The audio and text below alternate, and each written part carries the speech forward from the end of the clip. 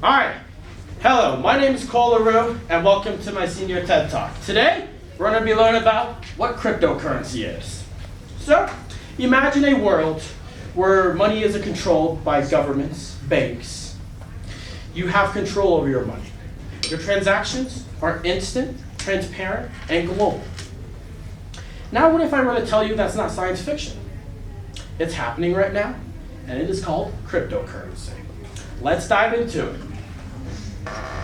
So, my research question is cryptocurrency a viable alternative investment despite its volatility and lack of regulation? So, what did I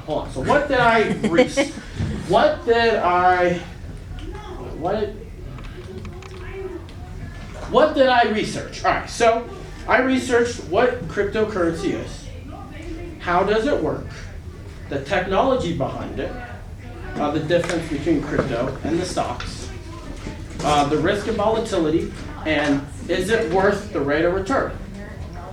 So we're going to get into it. What exactly is cryptocurrency? So cryptocurrency is a type of digital currency.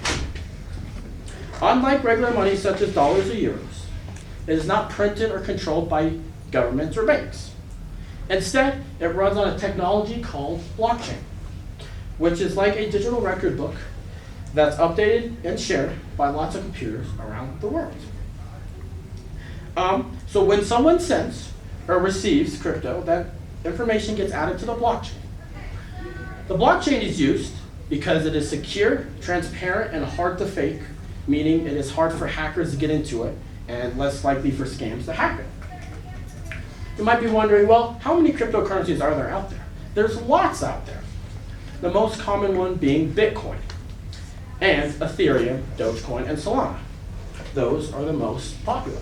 So, unlike the stock market, cryptocurrency, you can buy, and you can gift it, and you can also mine for it.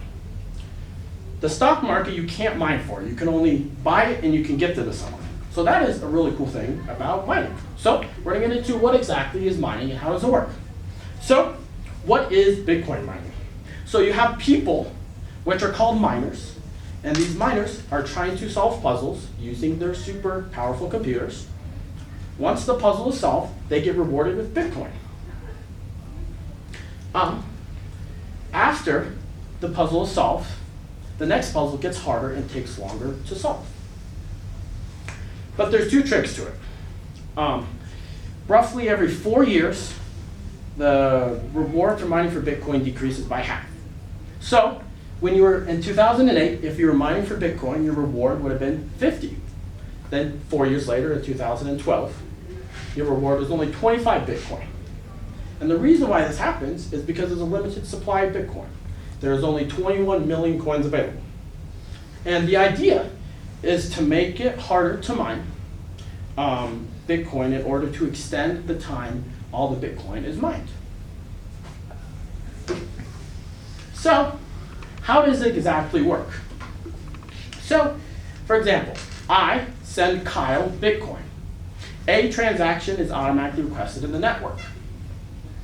Then that transaction is sent to peer-to-peer network consisting of miners who check the authenticity, making sure the sender has sufficient funds, and the transaction follows protocol.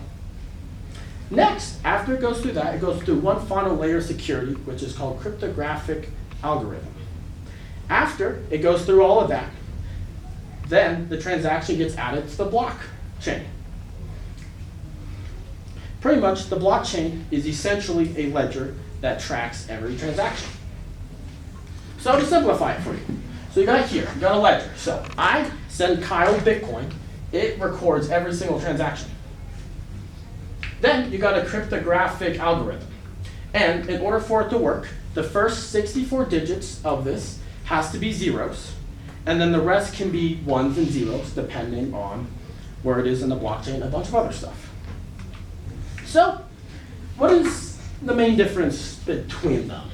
So, one of the more noticeable differences is that crypto is not regulated as the stock market is regulated and has laws. So you can pretty much do whatever you want with crypto, unlike the stock market. Another noticeable difference is that Bitcoin is not a tangible object, so you cannot hold it. Unlike with stocks, if you invest in Tesla or Amazon, you are buying part of that company and you invest, and that company makes cars. Or they sell goods to you. And if you go to Amazon, you can buy stuff off Amazon, you can sell it, and you can hold a tangible object. And finally, both are based on what people are willing to pay. However, the stock market is dependent on the value/performance of the company. And one cool thing that I learned is that cryptocurrency gets its value from what people believe it's worth. So, say Bitcoin is worth $90,000. You have a bunch of people saying, okay, I agree with that, it's worth $90,000.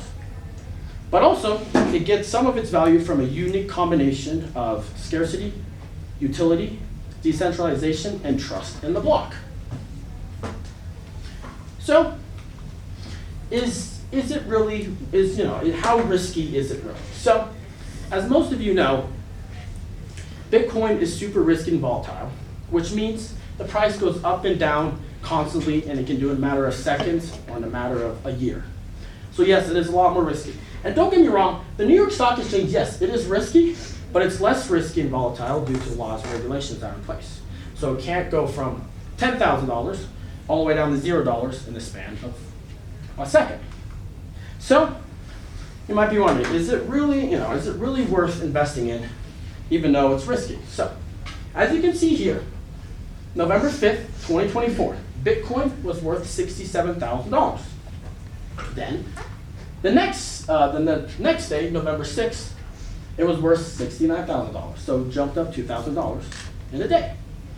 Finally, from November 6th to December 18th, it went to $69,000 all the way to $106,000. So in the span of 5 weeks roughly, it increased 56%, which is really good for any investment.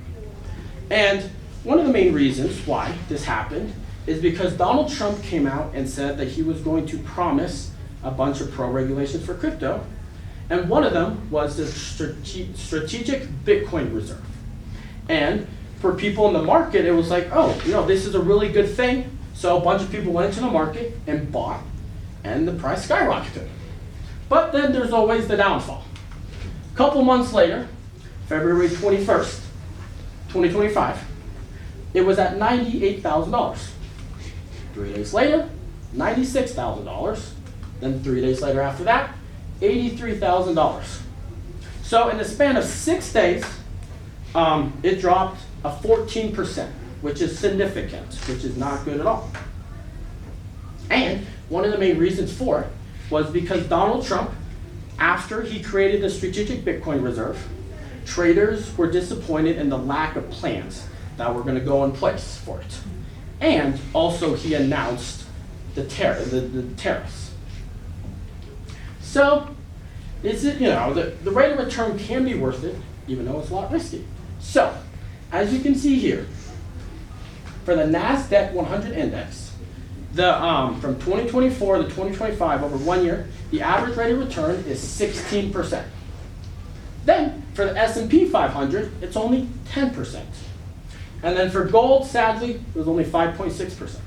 But for Bitcoin, on the other hand, it was a whopping 49.8%, which is crazy compared to these other investments. So, when you get into the market, there's always things you got to worry about. There's things you got to worry about in the New York Stock Exchange, but there's also other things you got to worry about in the crypto market. And one of them is being the pump and dump scheme.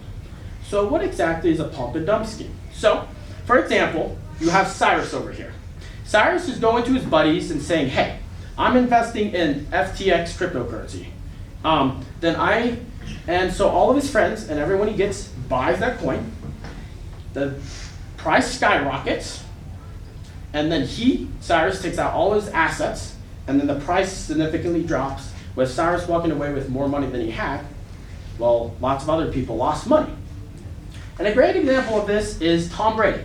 If you don't know who Tom Brady is, he's a former NFL football player. So he was part of a pump and dump scheme. So pretty much what he did is he invested in a coin called FTX cryptocurrency. And he was like, all right, I'm gonna get all my friends together. We're going to make this coin go up in value. And it did.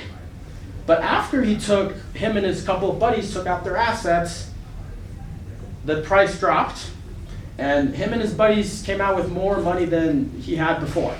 And I'm assuming, and we all know that he already has plenty of money. So he just scammed a bunch of his fans, which is not nice because a lot of people trusted him as an influence. And a lot of people looked up to him because he was a really good football player.